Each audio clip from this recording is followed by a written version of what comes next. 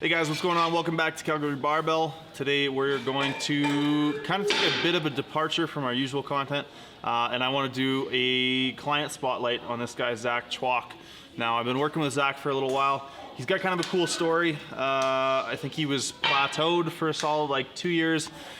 We started working together. He hit a whole bunch of PRs and then got injured.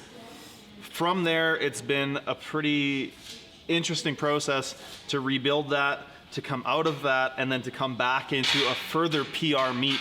And since this meet, this was a while ago now, he's only been progressing more and more. We're back to pulling sumo, and his last pull in training, his last heavy one was 302.5. So, had that been there on the day, it would have been an even bigger total. But I'll let Zack tell you guys about it. I'm stoked on his progress. I think he's a really cool guy. He's got some good insight, and we wanted to share his at least a bit of his story with you guys.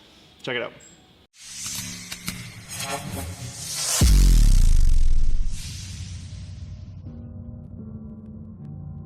My name's Zack Chwok. I'm a powerlifter. I've been doing powerlifting training for about 6 years now. By my face, hey, don't got time to waste, yeah. I don't need permission, I'ma do it all today, yeah. They just can't believe it, man, that's all they gonna say. See these plays up on my Spotify, that's money in the bank up on my face. Hey, don't got time to waste, yeah. I don't need permission, I'ma do it all today, yeah. They just can't believe it, man, that's all they gonna say. See these plays up on my Spotify, that's money. I started working out when I was in grade 9, and then most of what I saw was like bodybuilding and that kind of stuff, and that didn't really interest me. Around the time I got into grade 11, I found out there was a sport called powerlifting, where it was guys who just do squats, benches, and deadlifts and try to lift as much weight as they can, and that interested me a lot more, so that was something I got into. I think there's something cool about it, just seeing how far I can push my body and seeing what I can achieve. So I started out, my first competition was in 2015, and I was kind of on an upward trajectory through that. I won my first provincials, nationals 2016. I won that on my first try, and I was doing really well there. Near the end of the summer of 2016, I did a local meet where I totaled 710 kilos, which at the time was a national record total in my weight class. So that was a high point for me in my lifting career.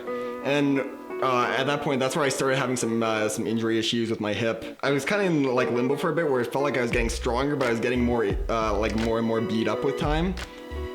So that kind of compounded, and then eventually this year, heading into nationals, that it just really collapsed, and I got to a point where it's I can only deadlift 125 kilos. I was squatting maybe 175 on a good day, so my numbers were really taking a hit, and that was the point where I was I gotta step back and fix some things so I can continue moving forward. There's a lot of emotions I felt, because I honestly believe the fact that I hit the record that one day, that was probably the best thing that could have happened before all of this, because that was the one thing that gave me hope of I knew what I had in me. And despite that, that was a great achievement and everything, but on that day I felt like there was still a lot more in me that I hadn't done yet.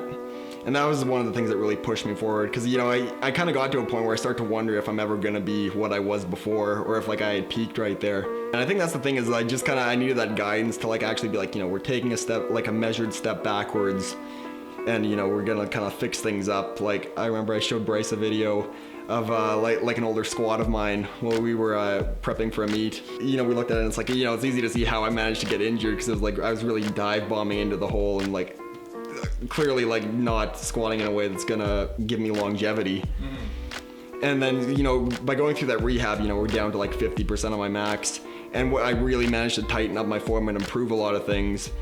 Because this was something I plateaued for a while, kind of around the 600 pound mark on the squat, and then after that rehab, it's I had rebuilt my form to a point where it's before that I don't think my form could handle a 600 pound squat, whereas now today at provincials I squatted 640.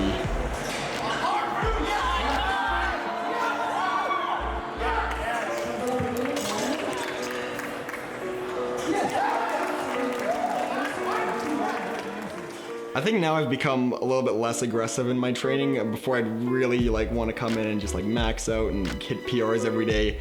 And now I've seen through my rehab, I came out of that as strong as ever, and that was lifting half of what I can. So I now see the value in making sure I'm getting good reps, not beating up my body. And just taking good care of myself, and understanding the long game. You got to stay positive. and just, you know, don't let doubts creep in that, you know, you're not going to be what you were before. Just always think like, you know, you can take that next step. You know, it may not be like immediately, it may take you a while to reach that point again, but like if you honestly believe that you have that in you, then I believe that you'll be able to reach that point. So we're getting ready now. I won Westerns today. It was the first time I've competed and then won a Westerns, so that was a nice step forward. I'm setting my sights now on nationals this year. I really like to go in there and put on a great performance, you know, hit some PRs, really show like, now that I'm, you know, through my injuries and on the upswing, show off, you know, what I've believed I've always had inside me. Awesome.